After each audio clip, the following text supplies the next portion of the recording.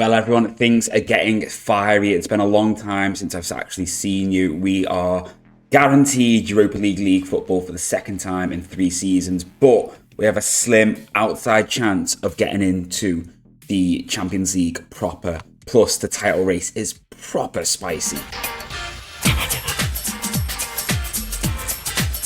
Yeah, hi everyone. You join us today after we have suffered somewhat of a little bit of a blip. We're without a win in 4 games. We lost the sort of second cup final to Breda Blick. They got revenge on us for defeat earlier on in the season, which was obviously the last time I saw you. So that means they are guaranteed Conference League football. Now, obviously, we were saying last time, they had a new manager. They've been a bit out of it recently. We didn't know what sort of animal they were going to be this year, and they have proven to really step things up. With that cup win, and like I said, they are going to be guaranteed a minimum of Conference League football next season. And we say a minimum because they are in with an outside chance of actually winning the title. We are currently 2 points off Starnen, still with them to play in the main league phase. That is our game in hand over the rest of the teams. As you can see, they also have a game in hand. It is that game that we will be playing against them. But Breda are certainly still in with a shout, and we mustn't ignore FM24, who are still sort of lurking in and around there with a chance of sneaking in. I've noticed if for some reason it's listing us as having won the league 4 times. Obviously, we've only won it 3, but it seems to be giving 2 for 2029. I don't really know why that is. But yeah, so they have certainly been a much more competitive outfit, and the league itself has generally been much more competitive, as you can see with Starnen also leading the way currently. So it was this bouncy 3-2 when I last saw you, and we then followed that up with a 2-0 loss to Selfoss. Before, I must admit, I was a little bit concerned here. I was thinking, obviously, we just had that narrow game against FM24, and then we just lost to Selfoss, where we were probably comfortably beaten in some ways. I mean, we had arguably more chances, but the XG compared to the number of chances we had compared to them didn't really reflect that. Okay, more possession. Maybe I'm misremembering this game, but oh, actually, no, I do remember their two goals just kind of came from like half chances, really. So yeah, maybe I am misremembering that one. But anyway, because then we went and played Fram, who last year came second, and we destroyed them. They didn't have a single shot. Possession-wise, we absolutely dominated them. It was really, really disappointing in some ways because Fram obviously got into the Conference League, and they've been terrible all season. I'm not going to lie, they've been really, really poor. I mean, as you can see, like, they've been terrible. They didn't get a win at all in June. They did get dumped out of the Conference League by Ilves, who I really felt they probably should have beaten. They're a team from Finland. Based on how they played last season, but it's just been symptomatic of their season so far. They have finally climbed up to 9th, but for a long time they were in the relegation zone. It kind of coincided with them changing manager around here. But yeah, back to us. We did win their version of the Community Shield, once again beating Fram. And then these 2 games, particularly this one against Starnen, we were robbed. We were robbed against Breda, I would say, but less so when you look at the stats from the Starnen game, where I really have no idea how we lost this. We had an XG of almost 3.5, and we only scored once. Incredibly frustrating that we didn't get a win there. And at this point, we were like 9 points off the top, but thankfully we have obviously brought that back.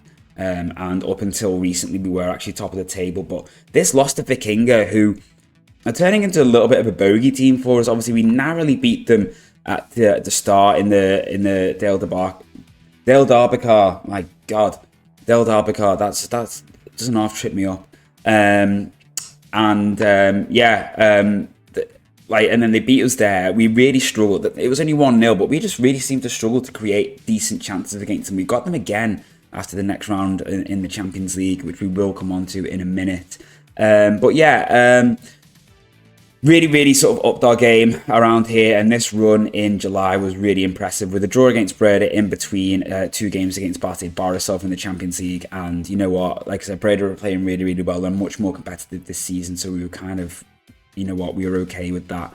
But yeah, Champions League, as you can see, we played Flora Tallinn, beat them 6-1 in aggregate. We then played Bate Borisov, who had just beaten Birkirkara from Malta 17-1 on aggregate. And I was thinking, I mean, I know Bate Borisov for a start. I was like, I've heard of them. They're a name I know.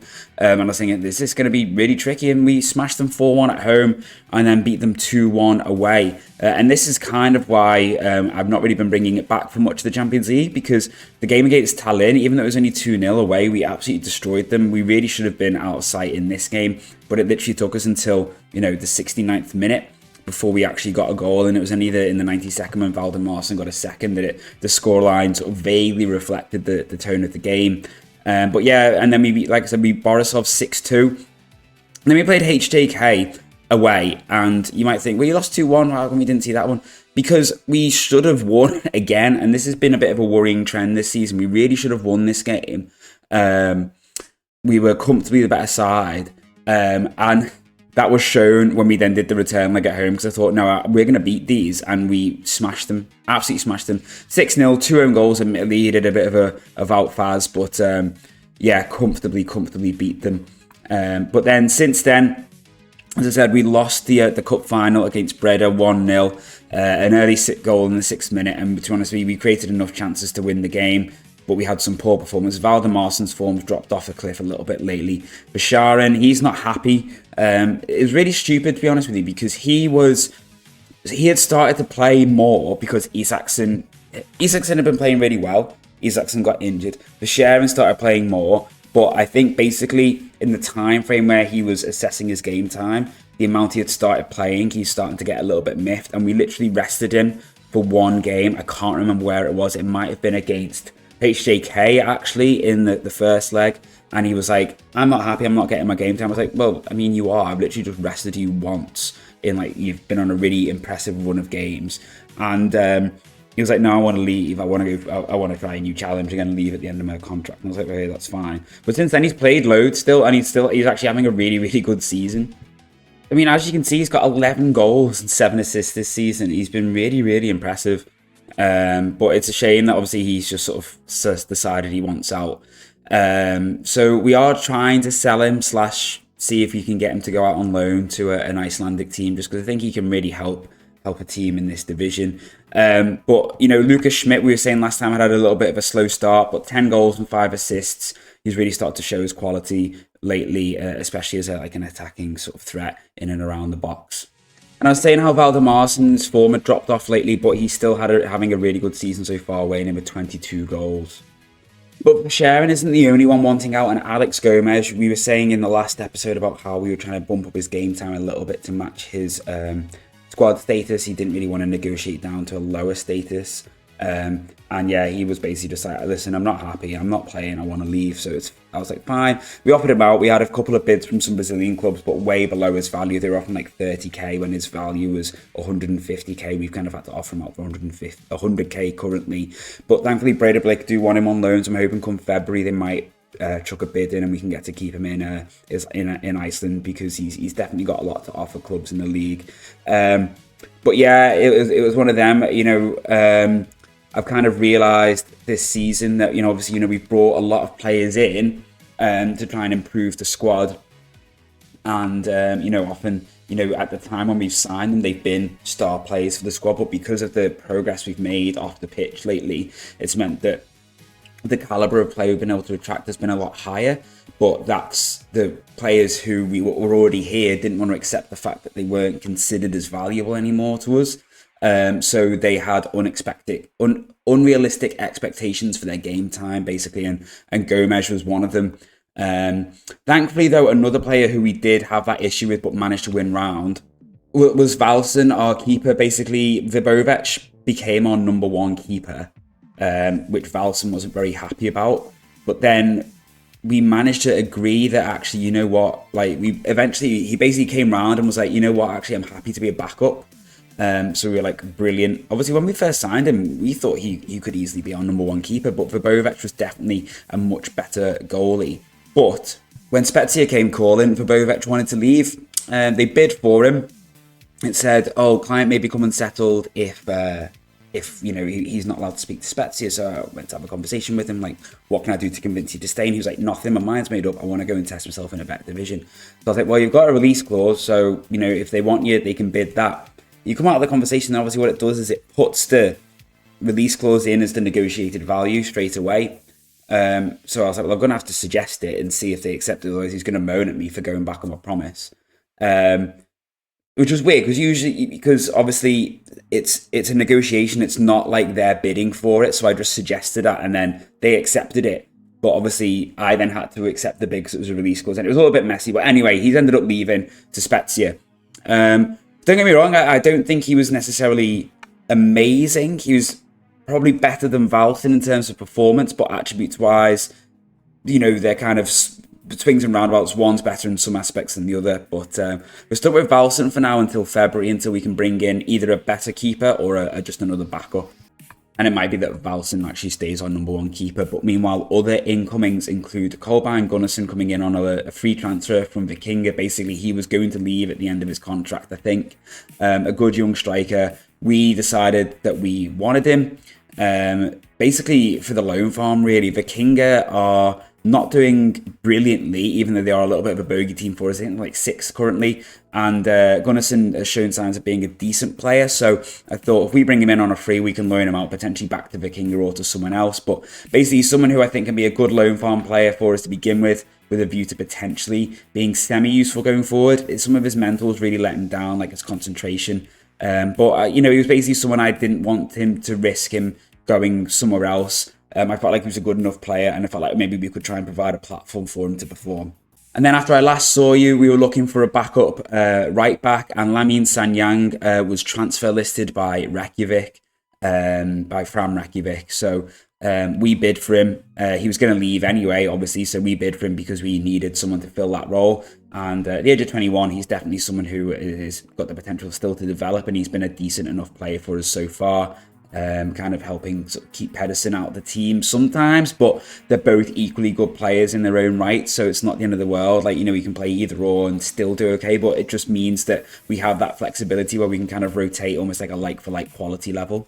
We also brought in Hrafn Kjartansson on a free signing, someone just to bring in a little bit of midfield depth with, as I said, we're going to lose Einarsson at the end of the season when his contract runs out, so it made sense to bring someone in now. And that meant that when some clubs started bidding again for Janison and he wanted to leave, we were in a position to be able to say yes. So I can't remember who it was who initially bid for him, but Janison wanted to go. And I said, well, they'll have to bid 250k for you. And he was like, okay, that's fine. I think it was PSG, who bid for him. And we managed to negotiate them up to 300k. With a loan back, they offered us to loan him back and a sell-on clause. And then Porto bid, and we managed to negotiate them up to 400,000. We didn't get him back on loan. We still had the percentage of sell-on, not just the percentage of profit, percentage of sell-on. And he ended up going to Porto, so it meant we did get a little bit more money. And then last bit of business, Kristoffersson was getting increasingly annoyed with his game time, even though he was only at this point a backup. He was every few months he'd be like, I'm not playing. It's like, accept the fact that you're a squad player, okay. I'm not playing, even though we have played. Except the fact that you're a backup. Okay, that's fine. And then he's like, I'm still not playing. It's like, well, yeah, you're a backup, like defender. And then so I offered him out. A couple of clubs bid for him permanently. Stjarnan bid for him on loan. He ended up going to Stjarnan on loan. He's not really played a huge amount, but it keeps him in the division. And hopefully, when his contract expires, some clubs might be prepared to take him because he's a decent centre half. He helped us get to where we are. So hopefully he could help improve like a lower level Icelandic team to sort of improve the overall competitiveness of the league. So with Kristoffersson leaving, that meant that we were kind of thinking we could kind of do with just another bit of centre half cover. And we found someone who was happy to be a fringe player in Gonzalo Gonzalez. Argentinian defender, free signing. So we literally just brought him in. And you know what? In the games he's played, he's actually done relatively well. So we're quite happy with him for now. He's just someone in who's literally just here when Hjorlofsson, Kamisio or Johannesson aren't fully fit. And now everyone, it's time for the main event of today's episode, and that is the second leg against Zagreb in the Champions League playoff. Now, like I said, we're guaranteed Europa League football, so if we lose, we're still going to play in the Europa League phase. But I think we have every reason to be optimistic that we could still potentially actually turn this tie around. When you look at the stats from the first leg, we were comfortably the better team. The first half, we finished with something like 79-80% overall possession. Their XG is skewed massively because they got a really soft penalty. Basically, Valdemarson and Schmidt just could not finish for the life of them. They either hit it straight at the keeper, hit it wide, whatever. They really, they probably could have had like 2-3 goals each. They could have had a hat-trick each, really, especially Schmidt. He went on an amazing run through midfield, got into the box and just hit it like near post at the keeper. It was really disappointing, but it's going to be hard. But based on the way we played, I have every reason to believe, kind of like the HJK game, that we've got it in our lockers to turn this around. And I realised I also didn't discuss this guy, Andrei Trifonov, another one we were able to sign for free. He was on a contract at Schweinfurt, but we were able to approach to sign him for free. He was on like a non-contract sort of terms, basically. Good winger, basically just a bit more cover on the right-hand side for when Tomei isn't able to play. But thankfully, Tomei is fit to play today. 13 goals and 18 assists in his first season for us. This guy has been absolutely different gravy. He's been electric on that right-hand side. Now, we've been blessed with some elite Icelandic league scheduling lately. We played Zagreb on the Wednesday, then we played Vikinga on the Friday, then we played Nachpiernifeli on the Sunday. I probably butchered that. And now we're playing Zagreb again on the Wednesday, so we've had 4 games in 7 days. So not everyone is up to speed, not everyone is quite ready to go, like Ragnarsson, Vargas and Kjartansson, but unfortunately they are probably our best players in those positions at the moment, in this moment in time, so they are going to have to play, really. I might actually, though, throw Isaacson in if he is fit for Verscheren. Isaacson was so good for us against HJK. He literally just come back from injury, brought him back in the second leg, and he forced the own goal, which leveled the tie within about 2 minutes. And yeah, he was just brilliant all game. Like I said, Verscheren has been playing well lately, but Schmidt is definitely a much more... has the potential to be a much more impactful player, and Verscheren is someone who's good to bring off the bench. So, I mean, it's one of them, like, if we lost this tie, you know, we'll go into the Europa League, which is probably a competition where we could theoretically achieve more. Obviously, last time we were in the Europa League, things didn't go amazing. We did manage to get a win, but we did sort of acquit ourselves relatively well against the teams we did play. But based on the way we played in the first leg, I'd be really disappointed if we didn't turn this around, because we really should have had the tie. Well, we really should have had a lead. You know, like bringing a lead to Croatia after that leg.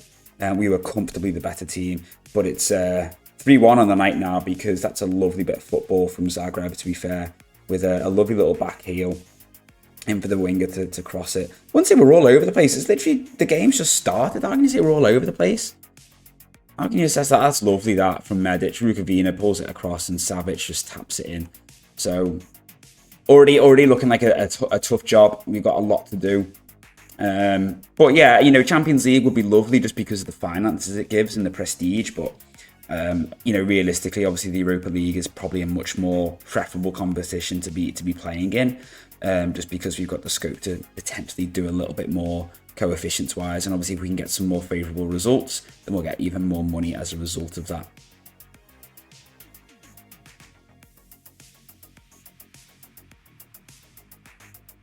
But we really need like Schmidt and Valdemarson to turn up today, because like I said, they've been pretty poor of late.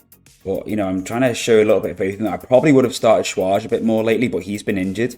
Just to give Valdemarson a spell out of the team to try and sort of even just let him recharge his batteries a bit. But yeah, Schwarz has been injured. Tamashian has played a couple of times, but he's not really done a huge amount lately. He had a patch where he was scoring quite nicely. He did get 4 goals in one of the cup games as well, but he sort of really dipped back out, to be honest with you. So yeah, a bit frustrating recently. Like I said, you know, we lost the cup game, then we lost to Zagreb, then we lost to Vikinga, and then we did get a draw last time out. But and it's 1-1 on the night. Tomei has scored. I thought that was going to go out for a corner then, but the keeper somehow palmed it back into play, and Tomei made no mistake. It was Isaacson down the left who plays the cross in, wasn't it? Yeah, took a deflection, I think. Yeah, I honestly thought the keeper was gonna punch that out. I don't know why he didn't, but hey, we're not complaining. Well, then Valdemarson.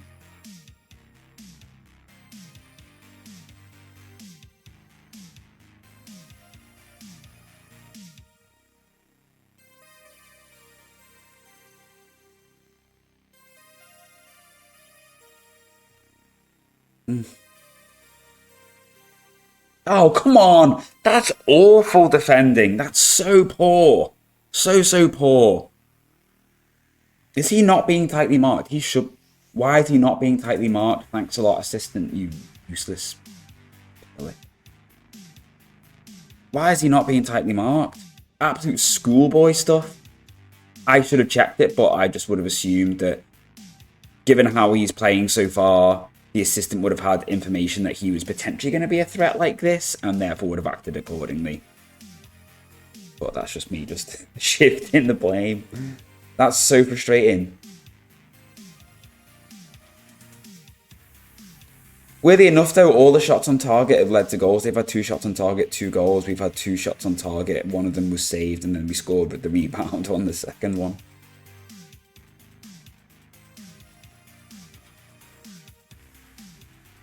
Ragnarsson, come on. Come on. Cross. Vargas, Isaacson. No! Vargas is training to look for the pass instead of the shot because his shooting is not the best. He scored a screamer once, but otherwise he's been pretty terrible in and around the box in terms of shots. Obviously, we signed him to... Oh, come on! They literally got a really soft penalty in the first leg as well. Like, really soft penalty in the first leg. If this is giving us a pen, I'm going to be so annoyed.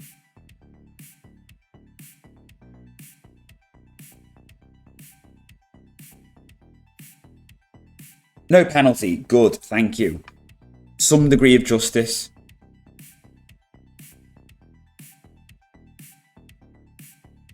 We'll try stretching it wide a little bit.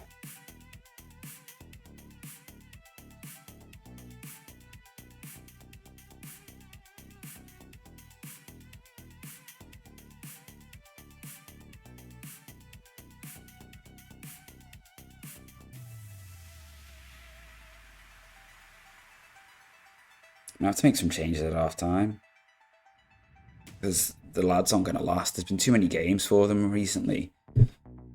We are in a position where we do have better depth options now, but even so. We've actually changed both fullbacks. We brought on Sanyang, who, to be honest with you, I did debate starting, and we brought on Sigurdsson for Ragnarsson.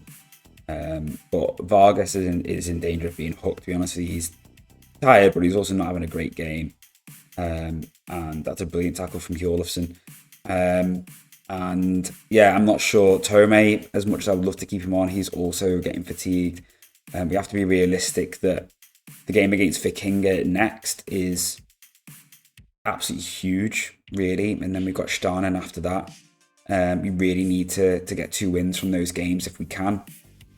Just to just in terms of the title race, like, don't get me wrong, it's great that the league's more competitive, but we want to get that top spot, obviously, because we want to get the Champions League place. Otherwise, it's straight into the Conference League, and I feel like there's less margin for error in the Conference League.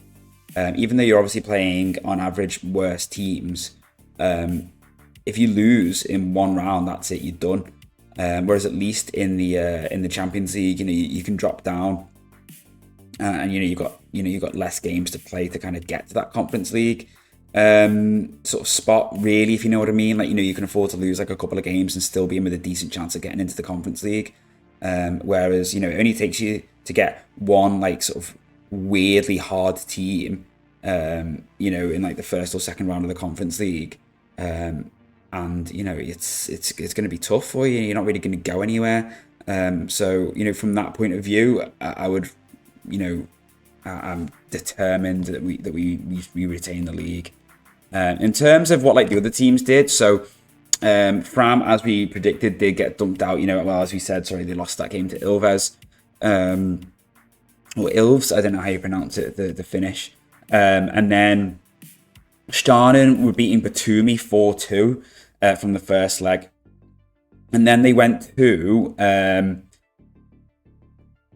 Albania, Batumi. I can't remember. No, I don't think it is. I can't remember where they're from. But anyway, they went to the away leg. They were losing 2-0, so it was going to extra time, and then Batumi scored a third in the 93rd minute to dump them out, which was absolutely sickening. Valdemarsen's playing terribly again, honestly. He's doing my head in at the moment. This guy is really playing horrendously.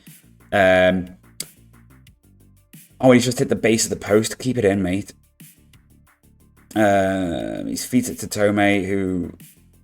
Vargas, man, that's garbage. Absolutely garbage. I mean, he is coming off, but honestly, absolutely awful shooting from him. And yeah, Trifonov was coming on for Tomei.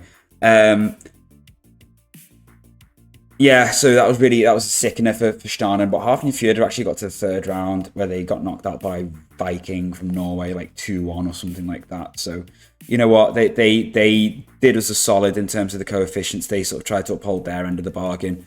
But as for Fram, really disappointing with the season they had last year to completely, absolutely bomb out this season. Just absolutely like spew it, really. Isaksen's knackered. Might go for Verscharen on that left over Christensen. Christensen's not been brilliant lately, and Verscharen has been doing all right. Isaksen's having a good game, but I'm gonna have to take him off because he's really struggling.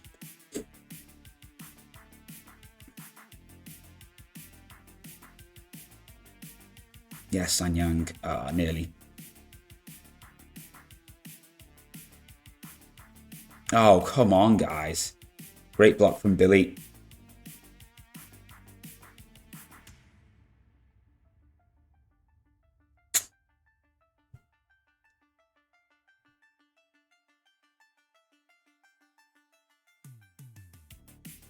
Schmidt, come on, dude. You gotta do better than that.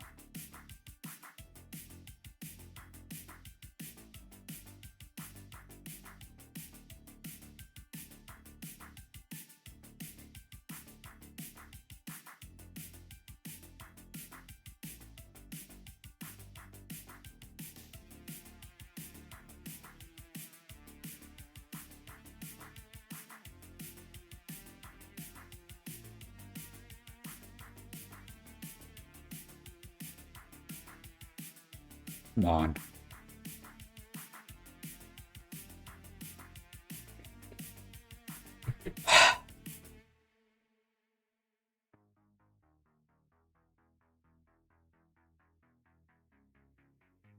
It was Sigurdsson playing him on side. That's very frustrating. The two centre-halves stepped up, but he didn't. And that's an awful throw-in. Come on, Sigurdsson, there's been a terrible 5 minutes for you.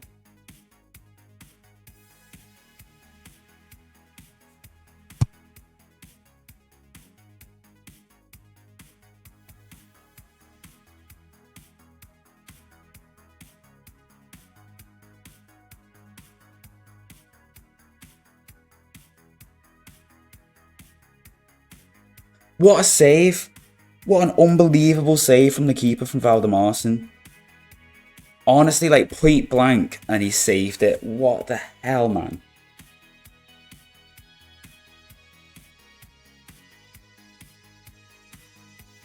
What a save that was. Oh.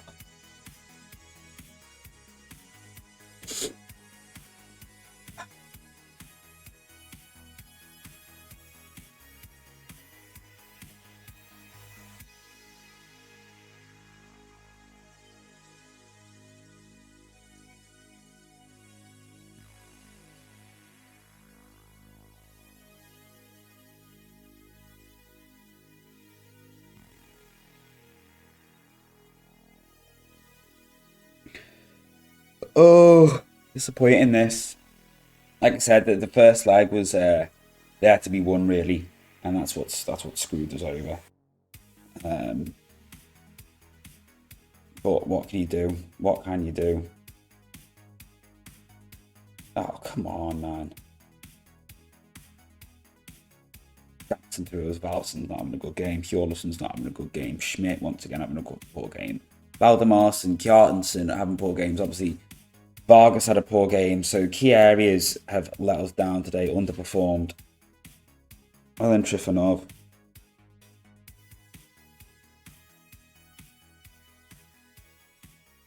What are you doing, man?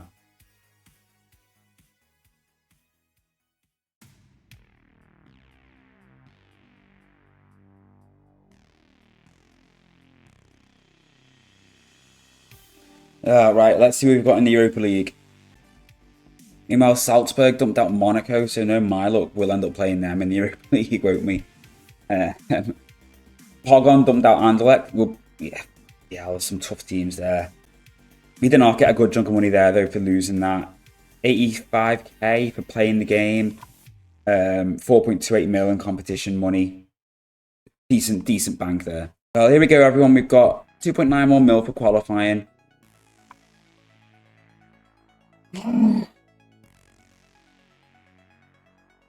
Are you seeing this?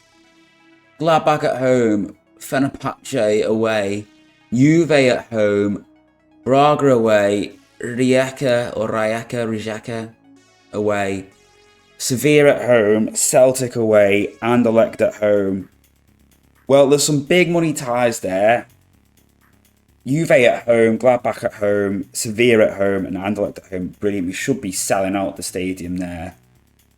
Oh, God.